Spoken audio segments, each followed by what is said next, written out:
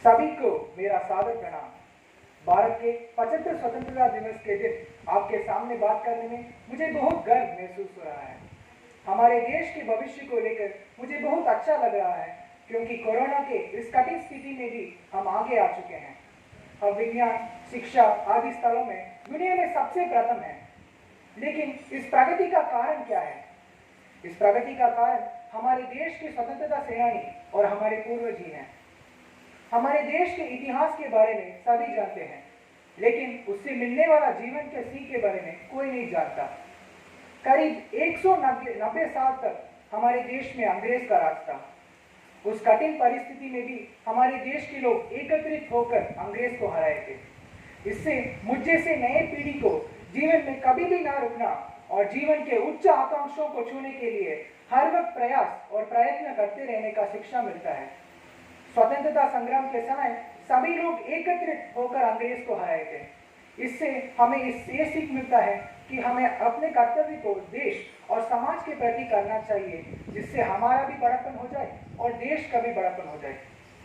स्वतंत्रता के समय सभी लोग देश की विभिन्नता और सांस्कृतिक विविधता को एक बाधा की तरह देखा, लेकिन भारत ने उन सभी लोगों को निश्चय रूप से गलत साबित कर दिया।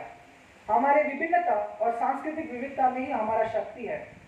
हम अलग अलग जगहों से आ सकते हैं, हम अलग अलग भाषाएं बोल सकते हैं और हम अलग अलग समुदाय के भी हो सकते हैं, लेकिन हम सब मन से एक हैं। हम सब भारतवासी हैं। इस पहचान को हमें कभी भी नहीं भूलना चाहिए, और अगर हम इसी पहचान से अपने कर्तव्य देश और समाज के प्रति निभाते हैं, हमारे देश के नाम को रोशन कर सकते हैं। आज जब हम भारत के 75 स्वतंत्रता दिवस यानी आज़ादी का अमृत महोत्सव मना रहे हैं, उस समय उन देश प्रेमियों को याद रखना चाहिए जिन्होंने अपनी जिंदगी और सुख दुख त्याग करके अंग्रेज के प्रति लोहा उठाया, सिर्फ और सिर्फ इसलिए ताकि दूसरे भारतवासी अपनी जिंदगी को आसानी से और आज़ादी से जी सके। अब हमारा कर्तव्य बनता है कि अपने देश को इतना ताकतवर और मजबूत बनाए जिससे किसी विदेशी हमारे देश की ओर आंख भी ना दिखा सके।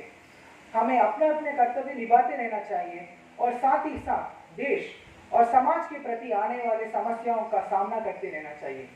हमें अपने भारत को आत्मनिर्भर, शक्तिशाली और ताकतवर बनाने का सपना पूरा करते हुए समाज और देश के प्रति कर्तव्य निभाते रहना चाहिए, जिससे हमारा अपने देश एक नया और ताकतवर रूप से उभर सके। जय हिंद, धन्यवाद।